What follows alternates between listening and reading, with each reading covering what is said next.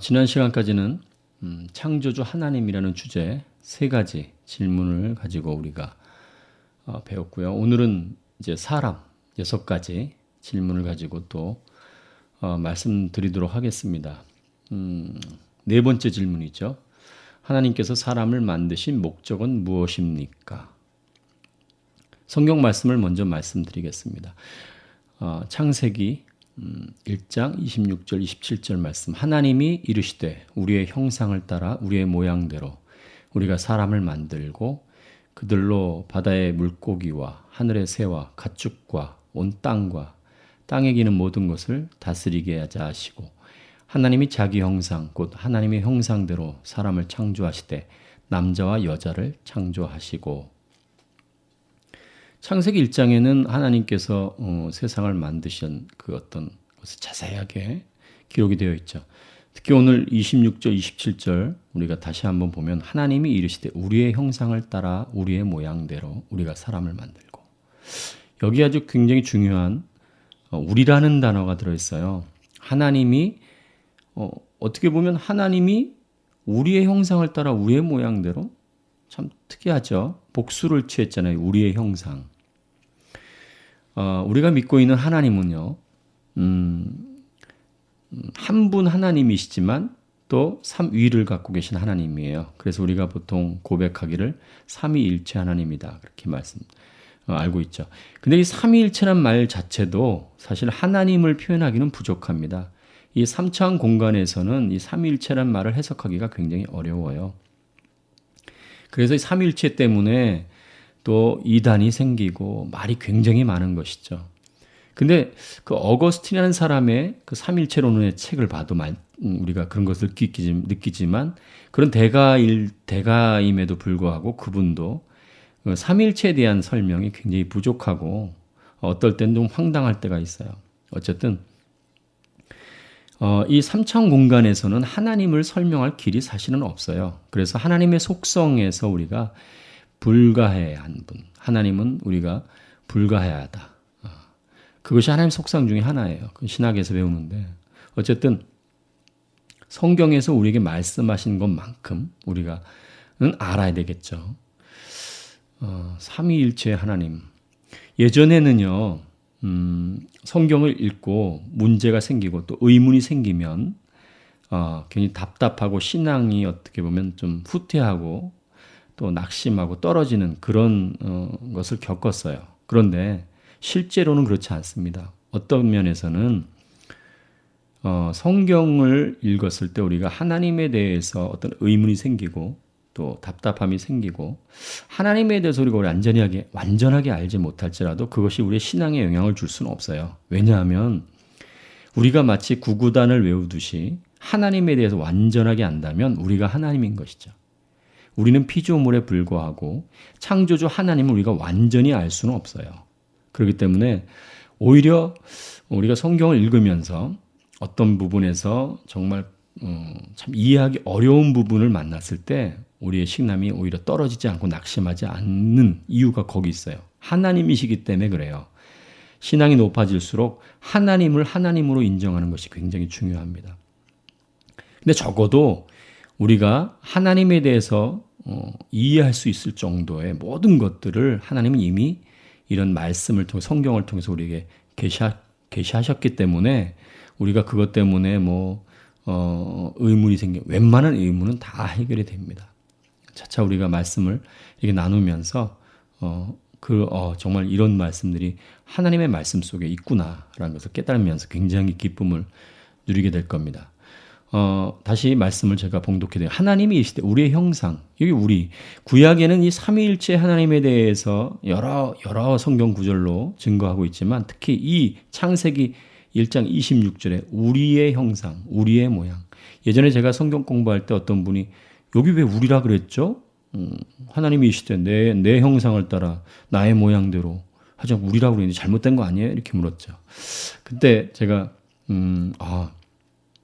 정말 이분이 또 새로운 것을 발견했구나 그렇게 생각했어요. 구약 성경에서도 삼위일체 하나님에 대해서 많은 부분에서 증거하고 있어요. 특히 좀 이렇게 한번 생각해 보시면 좋겠어요.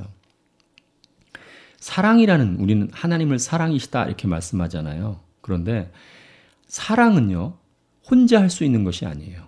사랑은 대상이 있어야 돼요. 그래서 하나님이 예수 그리스도, 성령, 또 성부, 이 삼위로 삼위일체 하나님으로 존재하신다는 것이 이 사랑이라는 것을 설명할 수 있는 거예요. 오히려. 그래서 하나님은 완전한 사랑 속에 있는 거예요. 이 삼위의 완전한 사랑 속에. 그래서 전에도 제가 잠깐 말씀드렸지만 인간의 사랑은 어떻게 보면 하나님의 사랑의 일부분을 가지고 있어요.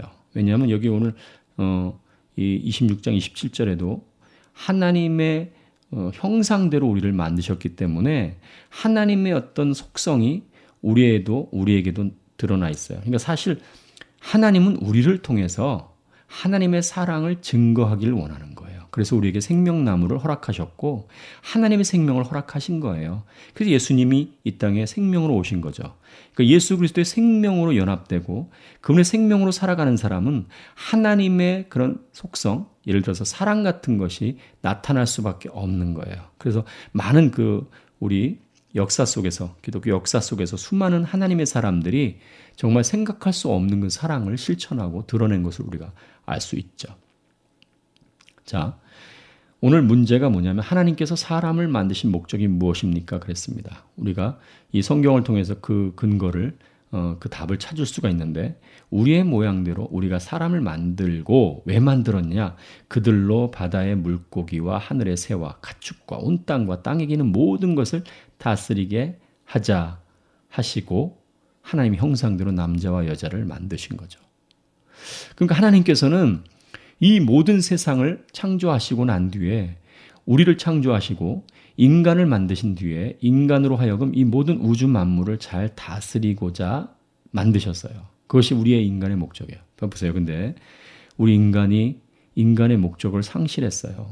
많은 사람이 자신의 창조 목적을 알지 못해요. 전에 제가 말씀드렸잖아요. 하나님께서 세상을 창조하셨다는 사실이 얼마나 중요한가, 이것을 알고 모르는 거가 얼마나 중요한가를 제가 강조해 드렸는데 자기의 어떤 주관에 따라서 판단할 때가 너무나 많이 있는 거예요. 어떤 나라, 어떤 환경에 따라서 옳고 그름을 판단할 때가 많이 있어요. 제가 제일 황당한 것은 뭐냐면 제가 잠시 지방에 시골에 살았는데 전원에 사는 적이 있는데 아침에 막 총소리가 들리는 거예요. 그래서 나가봤더니 어떤 분이 막 총을 쏘고 있는데 아니 왜 총을 쏩니까? 제가 물어보니까 까치를 잡으려고 한다는 거예요. 여러분 옛날에 그 까치는 어떻게 보면 유익한 조였어요. 유익한 새였었어요. 근데 지금은 인간에게 해를 끼치는 그 새로 분류되어 있어요. 참 안타깝죠. 아침에 까치가 울면 뭐 좋은 손님이 올 것이다, 뭐 좋은 소식이 올 것이다, 뭐 그런 얘기도 있잖아요. 그런데 어느 순간부터 인간에게 해를 끼치는 상황이 되니까 좋은 인간에게 어떤 도움을 주는 새가 아니라 인간을 해치는 피해를 주는 새로 전락해버린 거예요. 너무나 웃긴 거죠. 우리는 우리의 관점으로 모든 것을 판단하면 곤란합니다.